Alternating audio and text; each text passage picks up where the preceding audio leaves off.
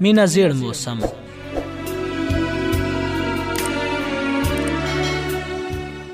زمون کورنۍ د ښاره د مالدارو عزتمندو خلکو له کورنیو څخه شمیرل کېده.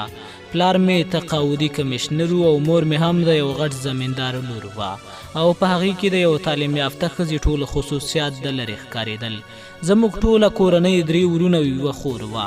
پلار به مې تل د لوړپوړو سیاست پوهو سره راشه درشه کوله او زموږ حجره به تل له داسې میلمنو څخه ډکه وه. نو که زه فکر وکړم دا هماغه سړی و چې ما به پلار سره په ماشومتوب کې لیدلی و او شاید د دې سبب د دویو ملګرتوب ښکاره کوو. نو شاید همدا سبب و چې پلار مې د خور او ورور دواړو خپلوي د دویو له کورنیو سره کړې وه. زما ورندار هم چې یو له غټو کورنیو څخه وه تل به دې سوچونو ځوروله چې هسې نه زما کورنۍ د میړه د کورنۍ څخه ښکته راشي. که څه هم سجاد ورور او آبرینه ورندار د یو بل سره ښه جوړو ځکه یې بعد به د سوداګرۍ لپاره مختلفو هیوادونو ته سفرونه کول. نو همدا وجه وه چې مور او ورندار به تل په محفلونو او ښادیو کې بوختې وي. او اوس پاتې شوه زموږ د دواړو خبره، یعنې زه حماد امجد او زما ګران کشری ورور عباد امجد چې موږ دواړو ته د کور دې ماحول هیڅ خوند نه راکوو. زه د اقتصاد پوهنځي څخه فارغ وم خو حماد لا تر اوسه 12 څخه نه و فارغ شوی. پلار مې په سلونو ځله ویلي و تر څو ورسره په سوداګرۍ کې شریک شم، ځکه همدا وجه وه پلار مې راڅخه لږ غوندې خفه هم و. او بل خوا عباد چې تل به د خارج په سوچونو کې له ځانه ورکو خو پلار سره په دې اړه خبرې کول والا باید د یو غټ زړه لرلی وی. زموږ په کور کې په یو نه یوه پلمه محفلونه جوړو او کله کله به ما دا فکر کوو چې موږ د دنیادارو سره د خوشحاله ژوند تیرولو لپاره دومره لږې بهانې ولې وي. هغه چا سمه خبره کړې ده چې خانان دا فکر کوي چې غریبانو خوښ ژوند لري. همدومره غلطه ده لکه غریبان چې دا ګمان کوي چې خانان ډیر خوښ دي. نن هم په کور کې یو محفل جوړو او پلمه یې دا و چې د سجاد نازولي زوی نن لومړنۍ سپاره ختمه کړې ده او نن سبا خو خانانو کورنیو دا یو رواج ګرځېدلی چې ماشوم ته د جومات څخه خاص مولوي صاحب ټاکل شوی وي تر څو ماشوم ته په کور کې درس ورکړي. او دا هم کیدای شي چې پلار سجاد ته دا دنده ورکړې وه تر څو د خپل زوی سني لپاره د قرآن کریم د درس ورکولو لپاره د جومات یو ملا وټاکي. او بله خبره دا هم وه چې مولوي باید د دروازې څخه ستون شي ځکه زیاتره وخت به کور کې محفل جوړو او په داسې یو عصري زمانه کې یو غریب مولوي صاحب او د هغې زوړ بایسیکل څنګه جوړ راشي. د آبرینې ورندار په سترګو مولوي صاحب ښه نه لګېده خو د پلار له ویرې څوک سر پورته کولی شي. موږ مذهب هم د یو رسم و رواج په شکل ترسره کوو او غریب خلک یو رسم و رواج هم د یوې مذهبي فریضې په حیث سرته رسوي. زما لیدنه هم مولوي صاحب سره یو څو ځلې یا په لاره کې یا هم په کور کې هغه ځای چې مولوي صاحب به سني ته د قرآن کریم ښوونه کوله. مولوي صاحب عالم الدین یو ساده سړی و، تل سپینې جامې پر تن، د مخ څخه یې نور ځلېده، خاکساري او خاموشي د یو ښو څو عادتونو څخه وه او تل به یې د خبرو کولو په وخت کې سترګې په ځمکه کې خښې کړې وي. هره ورځ به په خپل وخت یعنې د مازدیګر په 4 بجو په خپل زوړ بایسیکل راته او د کور څوکیدار چې به چیرته کېناسته هم هلته به د سني په انتظار ناست و.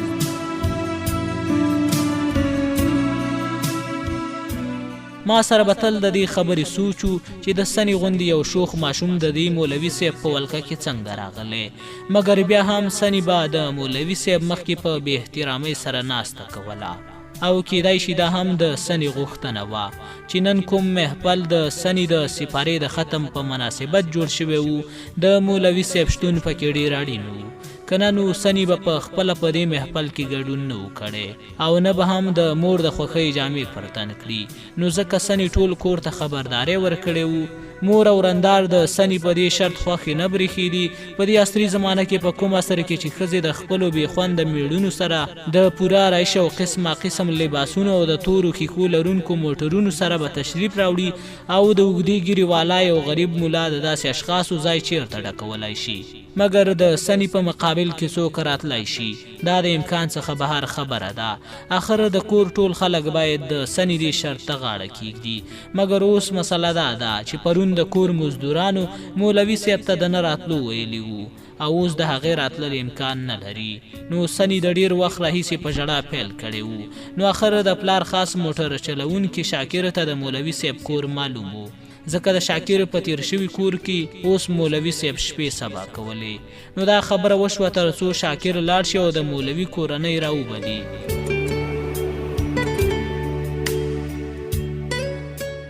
سنی د خپل زړه ډاډ لپاره د شاکر سره په موټر کې کېناست. د محفل د رانږدې کېدو شیبې هم را لنډې شوې. په دې وخت کې زه د دوهم پوړ په کوټه کې ناست وم او تلویزیون مې کته چې زما کشری ورور عباد کوټې ته راننوت او وی ویل ورور جانه د لاندې راتلو اراده لري که نه؟ محفل شروع شوی دی. عباد د معمول مطابق ښه لباس پرتن کړی و. په لیدو یې راته خندا راغله او ورته ومې ویل تا خو داسې ځان تیار کړی دی لکه نن چې د کوژدې خبره کېږي. عباد په خبره خوله ورانه کړه او وی ویل یاره مړه ته خو هم ته ښه پوهېږې چې زه تل همداسې ښه لباس اغوندم. ما په ریموټ باندې تلویزیون بند او هغه مې په بالښت وویشت. ستا دا ښه لباس زه ډېر ښه پېژنم. هرومرو د چا محبت دې ته مجبور کړی.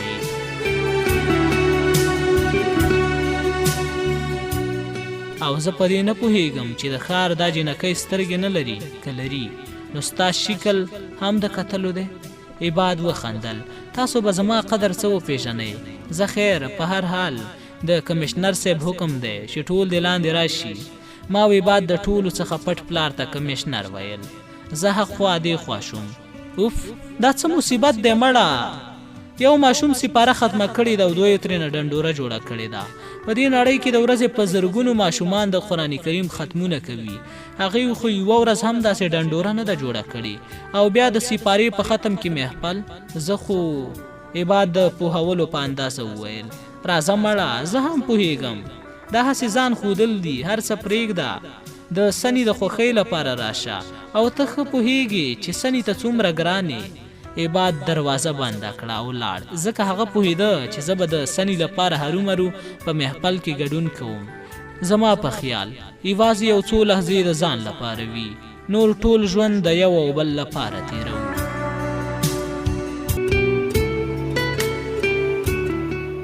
بیا هماغه مینه د لرې څخه په ګڼو ونو کې پټې د کوڅې په آخر کې د کمشنر امجد رضا یو بې سارې بنګله نن دواړه برقي چراغونو په واسطه پوښل شوې وه.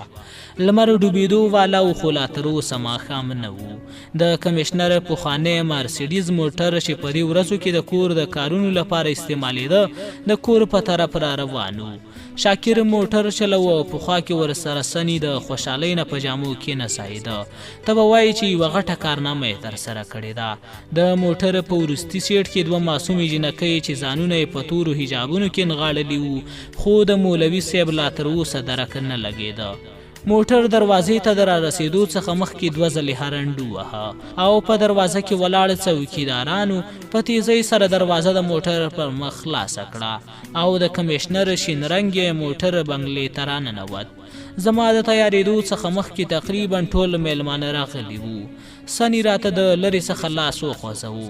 داسې برېښېده چې ما ته څه ویل غواړي مګر هغه اوس د خپلو ماما زامنو سره داسې بوخت و چې همدا مهال یې ما ته راتلل ناشوني وو.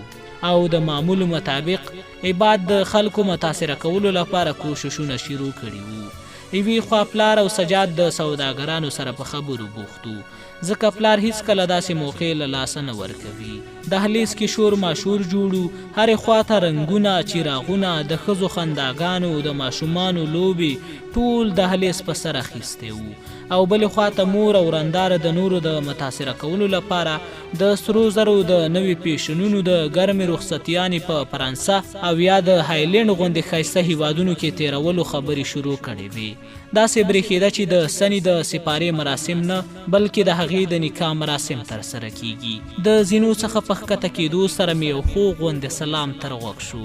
نه پوهېږم ولې ماته د مینې او عشق خبرې هېڅ خوند نه راکوي او د دې کلمو په اورېدلو راته خندا راځي. زما لا تر اوسه کومه انجلۍ داسې نه ده خوښه شوې لکه یوه عشقي کیسه چې د انجلۍ په ستایلو ختمه شي. د دې یو سبب دا هم کیدای شي چې ما د وړکتوب څخه د هلکانو او جینکو ګډ ښوونځي کې زده کړه کړې ده او زما د ښوونځي ټول ملګري زیاتره جینکۍ پاتې شوي دي.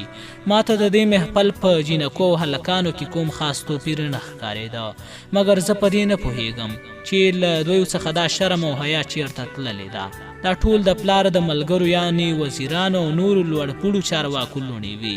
دا جینکۍ خپله ټوله ورځ د یو پردي هلک سره په سرک او یا هم په هوټل کې په چای څښلو تېروي، ځکه د کور څخه ورته پوره ازادي ورکړل شوې وي.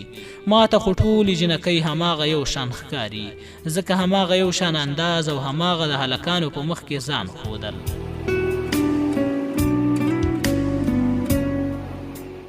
او هماغه شان بحثونه لکه موږ هلکان یې چې د جنکو په باره کې کوو.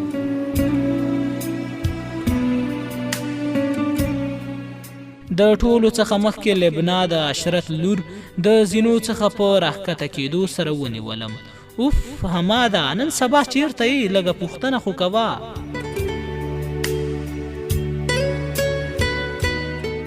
ما هم لږه وچېړله، اورېدلې مې دي له ښکلو څخه لرې اوسېدلو کې سلامتي ده. هغې وخندل. ښه دا راته ووایه چې دې پنجشنبې ته به زموږ خواته راځې که نه؟ د سلما د کوژدن مراسم دي. سلما د لبنا څخه یو کال کشره وه، نو ما په حیرانۍ د هغې په لور وکتل او ورته مې وویل د سلما کوژدن؟ مګر هغې خو ما سره د ټول ژوند تېرولو وعدې کړې وې. لبنا په رډو سترګو ماته وکتل. ستا په انتظار کې خو هغه بوډۍ شوه، ووایه که نه راځې به که نه؟ په دې کې بل خو ماریا او همیرې په موږ دواړو سترګې وې او زموږ د دواړو په باره کې یې ګونګوسې کولې. داسې ښکارېدې لکه هیڅ خوند چې نه ورکوي. همیرې ته د دې خبرې معلومات هم وو چې زما تورې جامې خوښې دي، نو ځکه یې نن زما د خوښې جامې پر تن وې او رښتیا هم سپین مخ په تورو جامو کې ځلېده. ورسره خوا کې ماریې تنګې جامې د خلکو نظر ځان ته راړوو. ماریې خپلو ویښتانو کې ګوتې وهلې.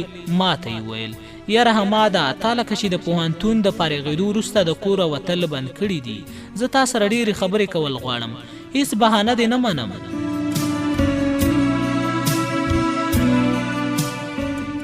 د لرې څخه سونل او نیلم د ماریا سره زما خبرو کولو له وجې د سترګو په کونج کونج کې بد راکتل. او د حیرانۍ خبره خو دا ده چې د ټولو جنکو خبرې په یوازې هماغه یو شان وي.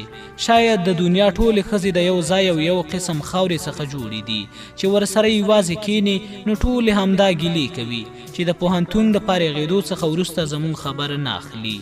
ټول دا ګیلې کوي چې ستا لپاره زه څه معنا لرم او څومره درته اهمه یم او زما د وړوکوالي هغه یادونه یې څنګه له ځان سره ساتلي دي.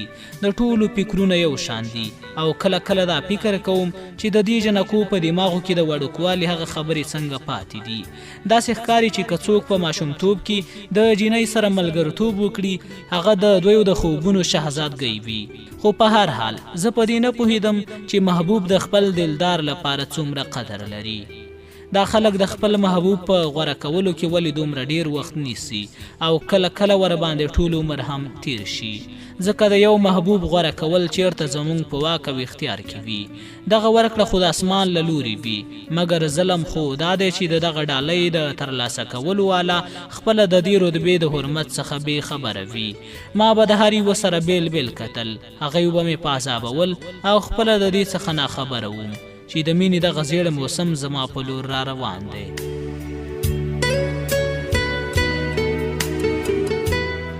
په دهلیز کې قدم ښودلو سره یو ناڅاپه زما خواوشا شور ماشور رک شو.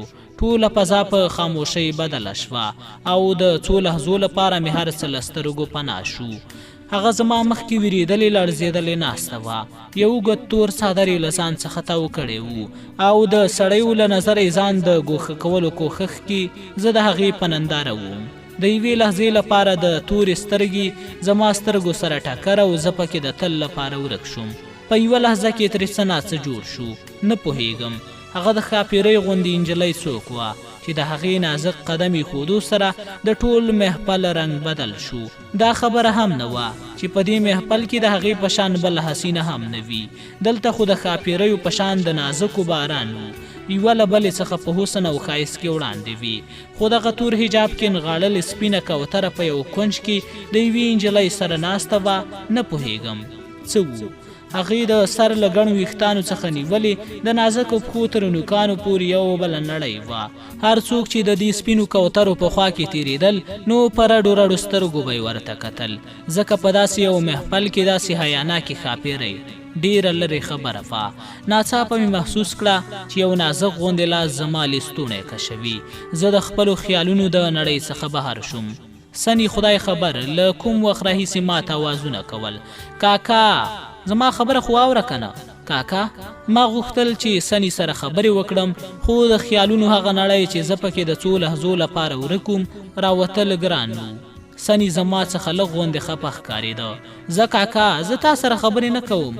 نن ټولو ما ته ډالۍ راکړې او تا لا تر اوسه هېڅ شی نه دی راکړی.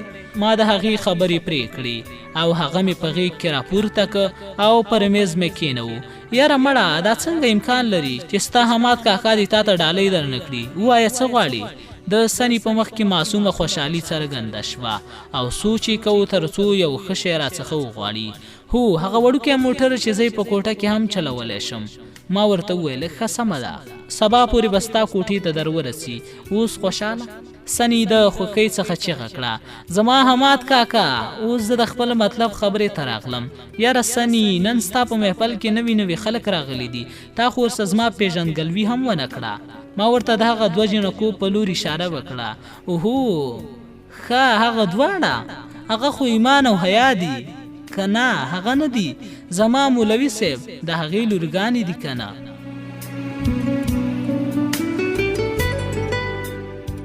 نن دوی خاص زما لپاره راغلي دي. سني په ډیر ویاړ دا خبرې کولې او زما نظر د هماغه سپینو کوترو توافونه کول.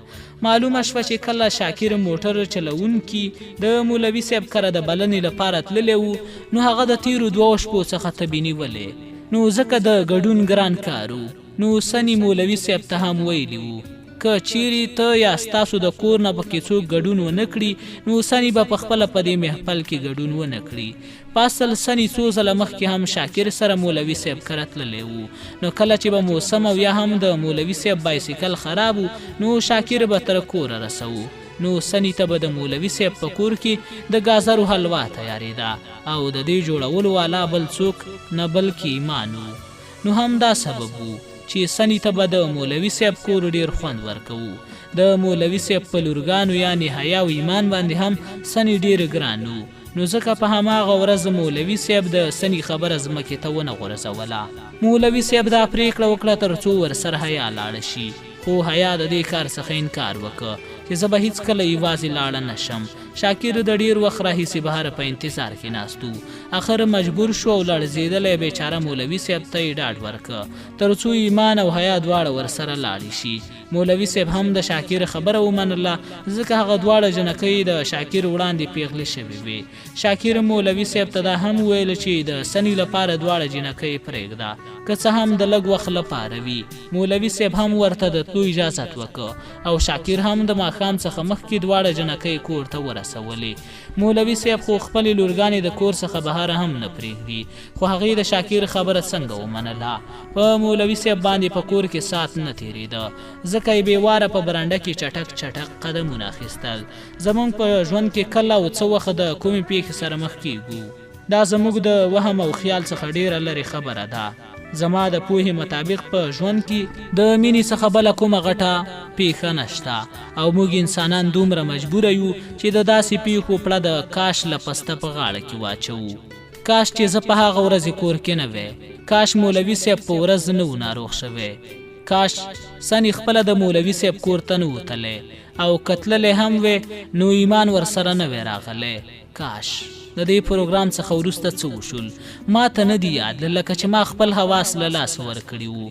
بیا چې مې سترګې په هغه ځای ولګېدې چېرته چې هغه 2 کوترې ناستې وي اوس خالي خالي وو. ما ټول محفل ولټوو خو ایمان مې ونه لیده. شاکر مولوي صاحب سره واده کړې وه تر څو دواړه جنکۍ د ماښام څخه د مخه کور ته ستنې کړي. نو ځکه شاکر د محفل د ختمېدو څخه مخکې هغوی دواړه بوتللې وې او هیڅ پوهه نه شوم چې هغوی په کومه لحظه کې له دې ځای څخه لاړې. لږ مخکې مې خپل خنداګانو رنګارنګ څیرو رنګارنګ چراغونو نیولی و، خو اوس راته دا ځای د یوې ورانې شوې ودانۍ په شکل ښکارېده او داسې لکه همدا اوس چې توپان راغلی وي او ټولې خوښۍ له ځان سره وړي وي. دا د زړه څه قسم پرېکړې دي چې په یوه لحظه کې یو پردي ته ځای ورکوي، خو دا پرېکړه خو صرف زما د زړه له خوا شوې وه. ایمان خو د هیڅ څخه هم خبره نه وه. که خلک دې ته محبت وایي نو دا د هغې جذبې نوم دی چې اوس مهال زما د وینې په رګونو کې ځای نیولی و. نو آیا مینه دومره هم زوروره کیدای شي چې که هغه یو طرفه هم وي نو د انسان ټول ژوند بدلولی شي؟ ټول ژوند.